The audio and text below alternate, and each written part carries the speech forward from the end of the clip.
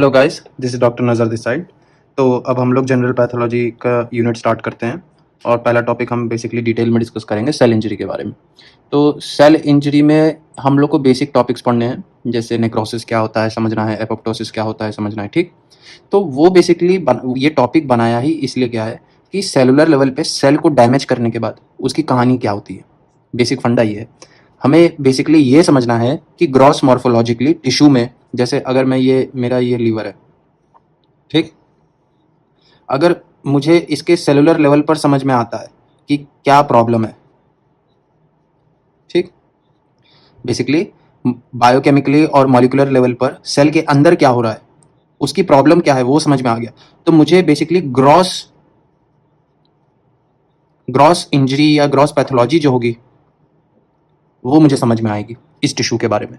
इसलिए cell injury का topic important होता है कि हमें बेसिकली जो different types of cellular death mechanisms हैं वो समझ में आने चाहिए कि किस किस पाथवे से कौन सा सेलुलर डैमेज आपको कैसा दिखेगा, ग्रॉस माइक्रोस्कोपिकली कैसे दिखेगा, और अल्टीमेटली टिश्यू में ग्रॉस अपीयरेंस क्या होगा। इन दोनों का जो इंटर रिलेशन है वो समझने के लिए हमें बेसिकली सेलुलर लेवल पर डैमेज को समझना जरूरी होगा, ठीक। तो अब मैं अगर यहाँ पे बात करूँ कि मेरे पास यहाँ पे अब अगर मैं यहाँ पे टॉपिक को स्टार्ट करूँ तो बेसिकली सेलुलर लेवल पर डेथ, सेल का डेथ होना, वो हमारे स्टिमुलाई पे डिपेंड करता है कि सेल्स को स्टिमुलाई क्या मिल रहा है, ठीक। सेल्स को इन्फ्लुएंस क्या कर रहा है कि सेल को डेथ के पाथवे में जाना है, ठीक। तो वो बेसिकली फिजियोलॉजिकल भी हो सकता है स्टिमुलाई, लीथल अटैक भी हो सकता है, क्रॉनिक इंजरी भी हो सकती है, या परसिस्टेंट सब लीथल कंटिन्यूअस डैमेज भी हो सकता है, ठीक। तो अभी फिलहाल के लिए मैं आपको सिर्फ अक्यूट सेल इंजरी के बारे में समझाने की कोशिश करूंगा, ठीक। अक्यूट इन द सेंस कि शॉर्ट पीरियड में एक सेल इंजरी का प्रोसेस स्टार्ट होगा और सेल विल अंडरगो मतलब डेथ पैटर्न, ठीक। डेथ के जो स्टेप्स होंगे इंट्रासेलुलर लेवल पर वो अंडरगो करेगी। तो सेल का इंजरी अगर अक्यूट पैटर्न में है तो ट्रांजिएंट भी इफेक्ट हो सकता है, मतलब जो जो स्टिमुलाई सेल को मिल रहा है, लीथल स्टिमुलाई, वो अगर थोड़े टाइम के लिए होगा तो वो ट्रांजिएंट सेलुलर इंजरी होगा, ठीक, ट्रांजिएंट स्टिमुलाई होगा। लेकिन अगर वो परसिस्टेंट काफी लंबे समय तक सेलुलर लेवल पे सेल्स के ऊपर वो डैमेज कर रहा है वो स्टिमुलाई, तो वो परसिस्टेंट स्टिमुलाई होगा, ठीक। तो ट्रांजिएंट अगर होगा तो वो जाहिर बात है कि सेल के ऊपर जो डैमेज क्रिएट होगा वो रिवर्सिबल होगा। थोड़े वक्त के लिए वो डैमेज हुआ और फिर वो हट गया स्टिमुलाई, सेल अपने आप रिकवर कर लेगी, रिपेयर कर लेगी अपने आप को। लेकिन अगर परसिस्टेंट हुआ तो इसी प्रोसेस को इरिवर्सिबल कह देते हैं, ठीक। और एक बार सेल का इतना डैमेज हो गया, अब डैमेज किसी भी सेंस में हो सकता है। आप ये समझो कि सेल के अंदर क्या क्या है, साइटोप्लाज्म है, साइटोसोलिक प्रोटीन्स हैं, ठीक, ऑर्गेनेल्स हैं, न्यूक्लियस है, न्यूक्लियर मेम्ब्रेन है, न्यूक्लियस के अंदर अपना जेनेटिक मटेरियल है, डीएनए है, ठीक। बहुत सारे प्रोटीन्स हैं, लिपिड्स हैं, बहुत सारी चीजें। अगर वो कुछ इतने हद तक डैमेज हो गए कि वो फिर रिपेयरेबल नहीं है, रिपेयर नहीं कर सकते, तो वो फिर इरिवर्सिबल हो जाता है। और वंस सेल का जो स्ट्रक्चर था या सेल का जो साइटोस्केलेटन था या सेल की जो इंटीग्रिटी थी वो एक बार डैमेज हो गई पूरी तरह से और वो रिपेयर नहीं हो सकती, तो वो फिर सेल डेथ के प्रोसेस में चला जाएगा, ठीक है। ये इंपॉर्टेंट है समझना, ठीक। अब इस सेल डेथ को हम लोग आगे डिटेल में पढ़ेंगे, ठीक। मैं आपको बेसिकली एक ओवरव्यू बैकग्राउंड समझाने की कोशिश कर रहा हूं कि एपोप्टोसिस या नेक्रोसिस या पायरोनेक्रोसिस, ठीक, ऐसे टर्म्स आए कहां से। मैं समझाने की ये कोशिश कर रहा हूं कि जो सेल को स्टिमुलाई कर रहे हैं, अब वो बॉडी के अंदर जो हमारे इन्फ्लुएंसेस हो सकते हैं वो एंडोजीनियसली भी हो सकते हैं, एक्सोजीनियस भी हो सकते हैं, वायरल इन्फेक्शन हो सकता है, कुछ भी हो सकता है। वो सेलुलर लेवल पर सेल को कितना परेशान कर रहा है, इस पे ये डिपेंड करेगा कि अब वो कितने टाइम तक परेशान कर रहा है, ठीक। पहले तो स्ट्रेंथ वाइज हमने अरेंज कर दिया, क्लासिफाई किया, फिर उसके बाद स्ट्रेंथ के बात करने के बाद हमने ये देखा कि कितने समय तक है, अक्यूट है, क्रॉनिक है, किस तरह का है। तो उसके बाद हमने फिर ये देखा कि अगर डैमेज इतना हो गया कि सेल अब रिपेयर नहीं हो सकती तो वो फिर इरिवर्सिबल के अंदर जाएगी और फिर सेल डेथ प्रोसेस को स्टार्ट करेगी, ठीक है। अब हम लोग सेल डेथ के बारे में थोड़ा डिटेल में डिस्कस करेंगे and different types of cell death patterns, ठीक। तो बेसिकली हर सेल के पास मॉलिक्यूलर मैकेनिज्म्स होंगे, ठीक, या मॉलिक्यूलर प्रोग्राम्स होंगे कि जब भी वो प्रोग्राम्स ट्रिगर होंगे तो सेल सुसाइड कर लेगी। सुसाइड करने का मतलब है सेल डेथ कर लेगी, ठीक है, मर जाएगी। या फिर हम लोग इसको एक और टर्म देते हैं, प्री प्रोग्राम सेल डेथ, ठीक है। तो अब सेल डेथ के जो पैटर्न्स होते हैं इनके एरोज में उल्टा बना रहा हूं। अक्सर क्या होता है कि बच्चे ये सोचते हैं सेल मरने के बाद ये फंक्शंस हो रहे हैं, नहीं। जो फंक्शन, जैसे नेक्रोसिस की अगर मैं बात करूं, ठीक, ये मेरा नेक्रोसिस हो गया, इस तरफ एपोप्टोसिस हो गया, ठीक। तो ये जो प्रोसेसेस हैं, ये जो मॉलिक्यूलर मशीनरी है या फिर पैटर्न्स हैं, ठीक, जो मॉलिक्यूलर स्टेप्स हैं, ठीक, इनकी वजह से सेल डेथ हो जाती है, सेल डिसइंटीग्रेट कर जाती है, खत्म हो जाती है। तो ये एक तरह के सेल डेथ पैटर्न्स हैं या फिर प्री प्रोग्राम सेल डेथ, ठीक। अब हमें बेसिकली इन दोनों के बीच का डिफरेंस समझना है कि नेक्रोसिस कब बोलेंगे और एपोप्टोसिस कब बोलेंगे। तो बेसिकली क्या होता है कि कुछ बेसिक डिफरेंसेस हैं। एपोप्टोसिस और नेक्रोसिस में फ़र्क क्या है? एपोप्टोसिस हर वो सेल कैरी आउट कर सकता है जिसका लाइफ स्पैन पूरा हो चुका है, जिसको अब बॉडी में से डिलीट करना है, ठीक, पहली चीज़। और नेक्रोसिस बेसिकली उन सेल्स में होता है जिन जिन सेल्स से हमें खतरा दूसरे सेल्स पे हो सकता है, ठीक है। तो इससे ये समझ में आया कि एपोप्टोसिस दो तरह से हो सकता है, या तो फिर वो फिजियोलॉजिकल हो सकता है, ठीक, या फिर वो पैथोलॉजिकल हो सकता है। इसका ये मतलब, ये जो स्टेटमेंट है इसका ये मतलब हुआ कि मान लो मेरे पास यहाँ 3 सेल्स हैं, ठीक, और तीनों सेल्स के अब लाइफ स्पैन पूरी हो चुकी है, सेलुलर डिवीजन कंप्लीट हो चुका है। अब ये जो हमारी सेल्स हैं इनको अब बॉडी से निकालना है, खत्म करना है इन सेल्स को। तो ये एपोप्टोसिस के थ्रू सिंगल लेवल पर हर एक सेल अपने आप को एपोप्टोसिस के थ्रू डिसइंटीग्रेट कर लेगी, ठीक। तो ये हुआ फिजियोलॉजिकल। पैथोलॉजिकल कुछ ऐसा हुआ कि एक्सटर्नल हो या चाहे इंटरनल इन्फ्लुएंस हो, सेल में डैमेज क्रिएट हुआ और सेल अपने आप में एपोप्टोसिस करके खुद मर गई, ठीक। तो एक और चीज़ ये समझ में आ गई कि एपोप्टोसिस में जो होता है ये एक सुसाइड पैटर्न है।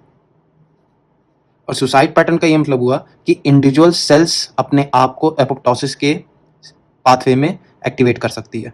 इसका ये मतलब नहीं हुआ कि मास डिस्ट्रक्शन नहीं होता है, ठीक है। बेसिकली मेरा कहने का मतलब है बहुत सारे सेल्स मरते नहीं, एक सेल, दो सेल या क्लस्टर ऑफ सेल्स मरते हैं, बहुत ज़्यादा मास डिस्ट्रक्शन नहीं होता, ठीक है। अब on the other hand necrosis क्या हो रहा है कि नेक्रोसिस इज ऑलवेज पैथोलॉजिकल। अब इसको पैथोलॉजिकल क्यों बोला गया? पैथोलॉजिकल इन द सेंस कि ये जब cells necrosis when the cells undergo necrosis, तो क्या होता है कि आजू बाजू जो सेल्स हैं उन पे भी इफेक्ट आता है। इसका मतलब ये मास डिस्ट्रक्शन है। अगर सुसाइड की बात करूं तो ये एक इंडिविजुअल प्रोसेस है, ठीक। लेकिन नेक्रोसिस की बात करूं तो ये एक तरह का मास मसाइकर बोलो या फिर मास डिस्ट्रक्शन है, ठीक। तो ये डिफरेंस है नेक्रोसिस और एपोप्टोसिस में, पहली चीज। अब दूसरी चीज ये है कि एपोप्टोसिस का जो प्रोसेस है वो एक एक्टिव प्रोसेस है।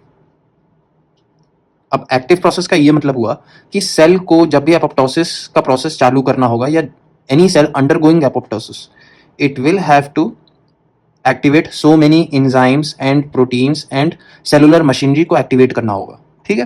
तो इसलिए इसको एक्टिव प्रोसेस बोला गया है। लेकिन necrosis on the other hand is a passive process. अब ये पैसिव प्रोसेस क्यों है?